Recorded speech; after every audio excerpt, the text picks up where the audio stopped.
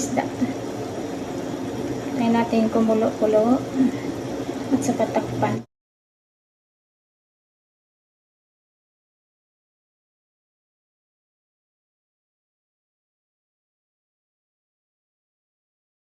Magluto po tayo ngayon ng isda. Mayroon tayong kamatis. Basa pa yung kamay ko. Inugasan ko po yan. Ito yung ating sibuyas. I-slice po natin. Yan. Dito lang ako mag-i-slice.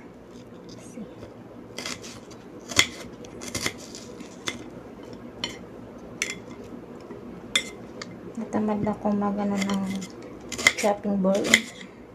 Dito na lang.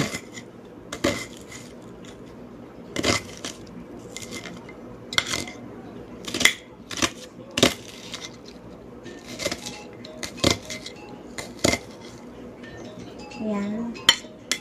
Mayroon tayong loya para matanggal yung langsa ng ating isda.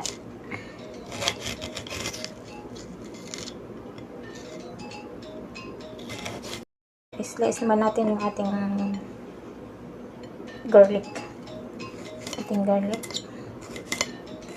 May tumatawag pa.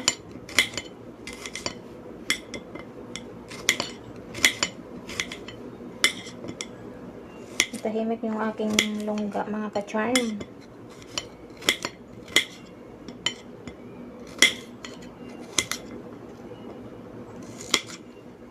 Yan, tapos na po. Ito na yung ating kamatis. Gusto ko yung maraming kamatis. Para ano siya. Malasa mo yung kamatis.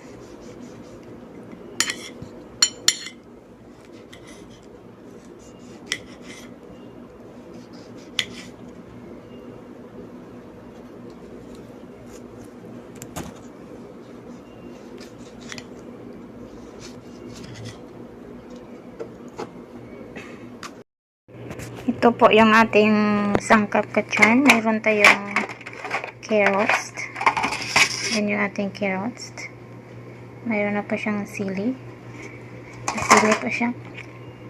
Kasi masarap pag maanghang-anghang.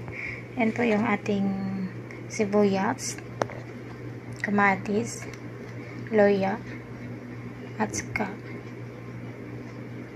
bawang. Ayan yung ating fresh na malunggay galing from the backyard. Fresh yan siya, organic. Ito yung ating isda rin na fresh from the sea, na biningwit lang po. Ayan siya. Yan yun po yung ating lulutuin, mga ka-charm, ngayon. Yan yung ating kawali, mga charm. Lagyan natin ng oil.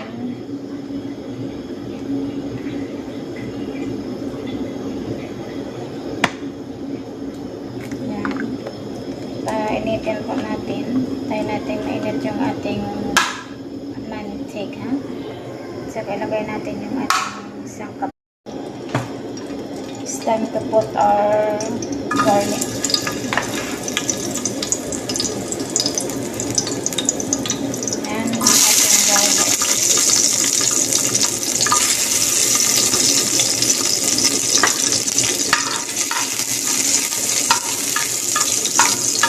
Tayo natin mag-medyo brown. Yan yung kulay.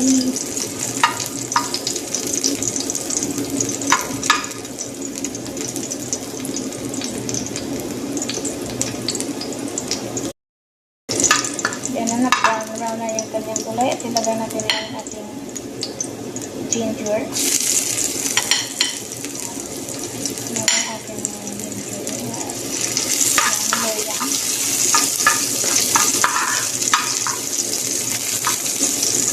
Tahimik yung ating longga.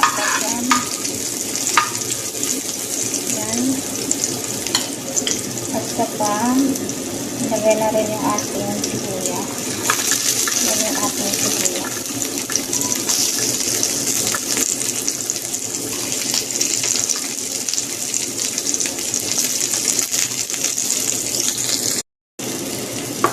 Nilagyan na natin yung ating kamatis. Yan ang ating kamatis.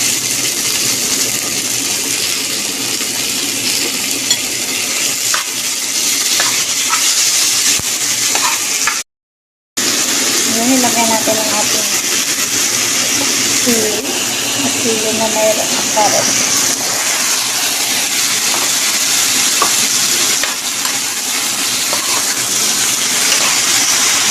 Haluin lang.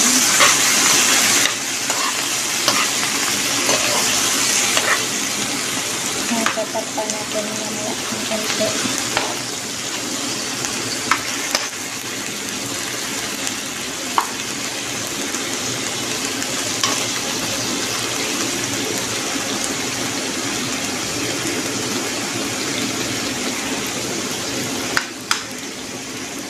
Yan, maraming sili. Para enjoy yung tummy sa sili. Yan, tingnan dami. Yan, mga sili. Kita nyo yan mga kasa. Daming sili. Isipa yung bunga natin mamaya na ito.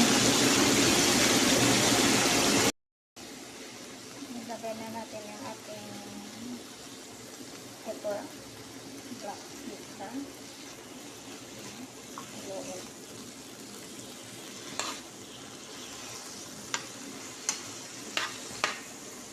Tayo ng magic sa para happy. I-magic natin yung ating niluluto.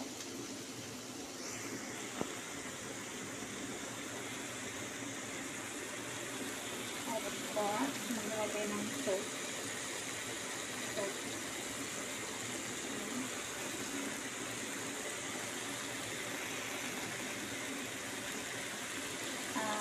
Haluin natin.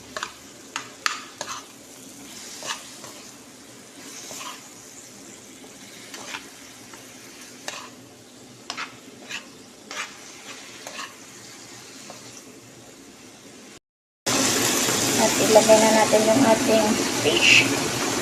Yun na. Yun yung ating isda.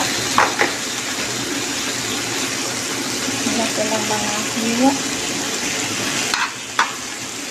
Yun yung ating isda. Mga katsyan.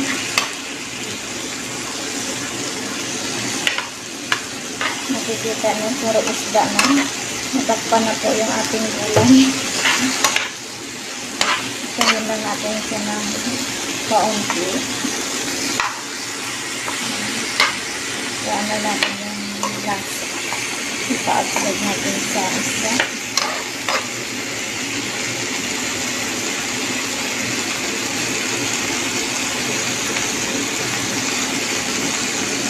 Yan lang talaga. Basta marami. Haluin natin mga kasyan. Natin isda. Balik ka rin natin para yung lasa maano din. Huwag naman masyadong ayun kasi maduduro din yung isda. Diba?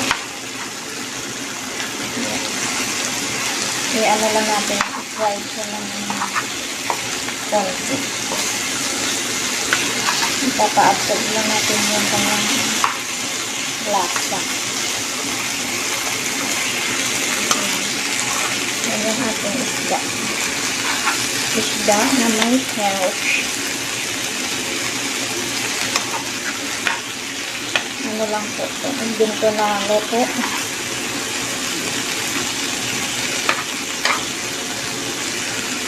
Yan. Now it's time to put our water. Just a little water. Yan.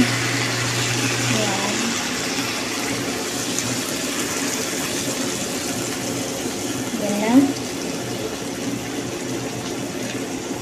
Kung mahilig ng sabaw dyan. Sabaw-sabaw tayo mga katsyan para may panglaban. Yan.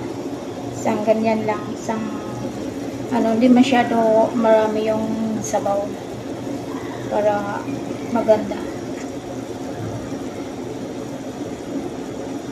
Yan na color para yung ating isda. Ay natin kumulo-kulo at saka takpan.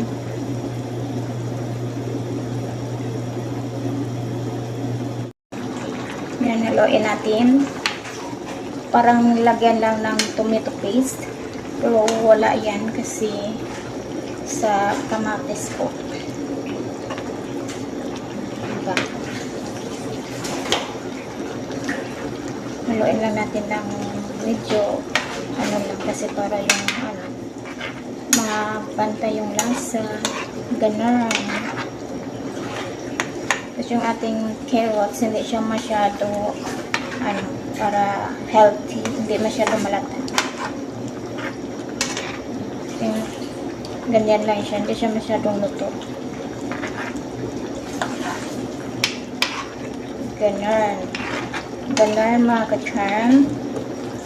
Pag maraming huli, libre sa isda. Problemahin na lang pagluto. Snout pot or malunggay. At saka mayroon siyang pabangon. Yan, kita niyo yan. Ito o. Ano tawag niya? Nakalimutan. Tapos tayo na yun. Yan. Yung ating fresh na malunggay galing from the farm. Yan. Para healthy po tayo mga kachan. O yan. Kung sa mga Bisaya po, bahala matutumba yung bahay, wag lang yung malunggay. Kaya ayan, ang daming malunggay nilalagay. Ang laki, laki ng lahat ng malunggay. Kita mo. Parang ano lang isang kutsara. Yan na siya. O diba? Happy tamil man tayo mga kutsara ito. Yan. Haluin natin yung ating malunggay. Yung malunggay, mabilis lang naman tumaluto. Sikan lang. Yan na mga ka-charm. Lagyan po natin ng kaunti kasi nagkunti yun sa baw. Nag-absorb. Kasi marami siyang malungga natin yun.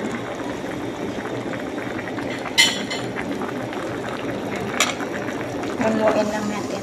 Ito na po yung ating finished product ng ating niluto sa ngayon. Yan. Healthy food po tayo mga ka-charm.